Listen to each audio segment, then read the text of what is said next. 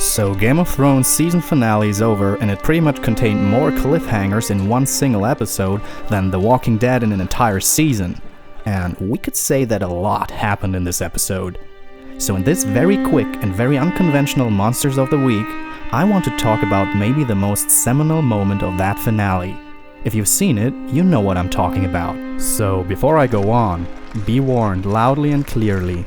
If you have neither watched the season finale or at least completed A Dance with Dragons, then please consider twice before watching this video, because it is one big massive spoiler. So here's your chance to leave and come back as soon as you've caught up. Still with me? Cool. Game of Thrones did it again, right?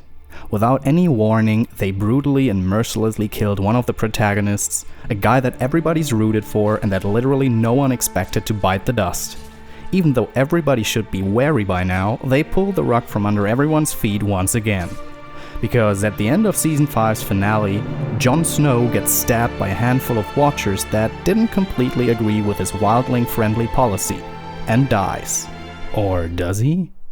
Because I, alongside with many of the book's readers since 2011, are far from convinced that Jon Snow stays that way. And here's why. First of all, Game of Thrones has shown us on numerous occasions that in Westeros, being dead doesn't necessarily mean that a person has to stay this way. Aside from people who die north of the Wall that get turned into White Walkers, there's even another case of resurrection that happened right in this very episode. The Mountain, the gigantic being that gracefully carried Cersei to safety after her walk of shame, is Ser Gregor Clegane, who has most likely been resurrected by Qyburn through the use of blood magic after his fatal wounds that he suffered from his fight with the Red Viper in Season 4.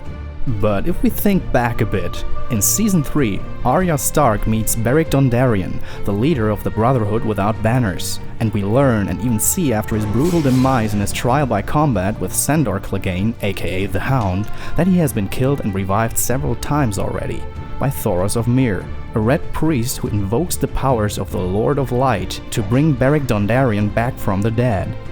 And there is yet another major character that has been revived by Thoros of Myr, but this is something that happened only in the books so far, so if you want to avoid another major spoiler, click this link to skip this part.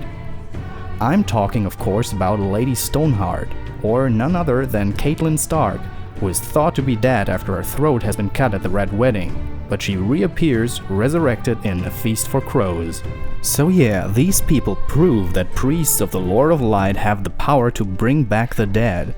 And who is another, no, not just another, but the most prominent red priest in the show? That's right, Lady Melisandre, the fiendish red-headed woman at the side of Stannis Baratheon, whose favorite activity is to burn people, and even children alive. And we even see her in Season 3 being in cahoots with Thoros of Myr and the Brotherhood without banners. And how convenient, but just a few minutes before the stabbing of Jon Snow, she reappears at the Wall, having left Stannis Baratheon's side for the first time in many seasons. And she even has a very strong incentive to resurrect the Bastard of Winterfell. First of all, there's the question of Jon's significance to the overall story. The mystery of who Jon Snow's mother is has long been teased, and most fans think they've figured it out. Check this video by the film theorists for more details on that.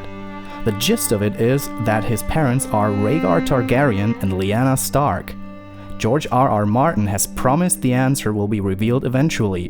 But what would the answer matter if Jon was already dead? Nothing.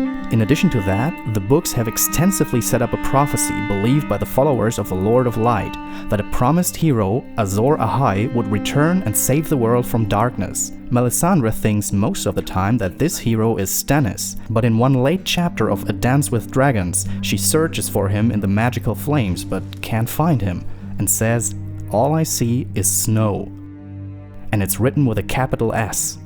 If Jon's father is in fact Rhaegar Targaryen, that would mean he's the blood of the dragon, as well as the Stark, a fitting lineage for the mystical hero in a series called A Song of Ice and Fire. And you could say that Melisandre shows on another occasion that she is aware of the king's blood in Jon's veins, because throughout the series she has seduced pretty much every person with king's blood she came across. She even showed that she's able to sense Robert Baratheon's blood in Gendry. No one, not even Gendry himself, knew about his father at that time. And in the episode Sons of the Harpy in Season 5, she tries to seduce Jon. Coincidence? I think not. So will we see Jon Snow being revived by Melisandre in Season 6? Who knows? But there is yet another way that George R. Martin has teased in the books through that a person can escape death. And that one is warging. In the prologue of A Dance with Dragons, a wildling, Varamir Sixskins, who could enter the minds of animals, was killed and his consciousness simply transcended into his wolf. Readers believe that Martin focused on this character in the prologue to establish what happens to a warg when he dies, for later reincorporation. Even the show depicted this already, when the eagle-controlling wildling Orell was killed by Jon back in Season 3. His eyes turned white and the eagle suddenly began attacking Jon. And in the books, Jon had numerous dreams in which his mind entered his direwolf ghost's body. Just like his brother Bran, he can't do it consciously, but it shows that he does indeed possess the powers of a warg, a skill that is often associated with Starks. And conveniently, when Jon is killed, Ghost is nowhere nearby.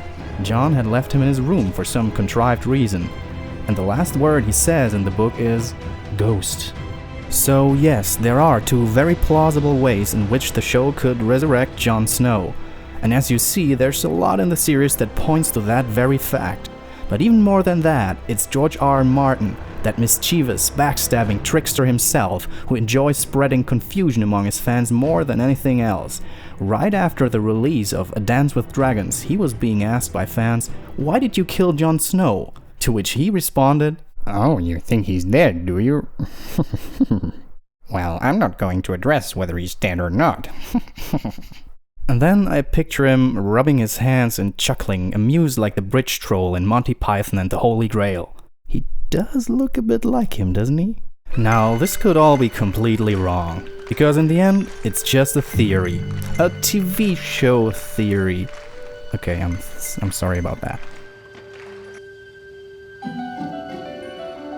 So thanks for watching Monsters of the Week. And remember, the truth is out there.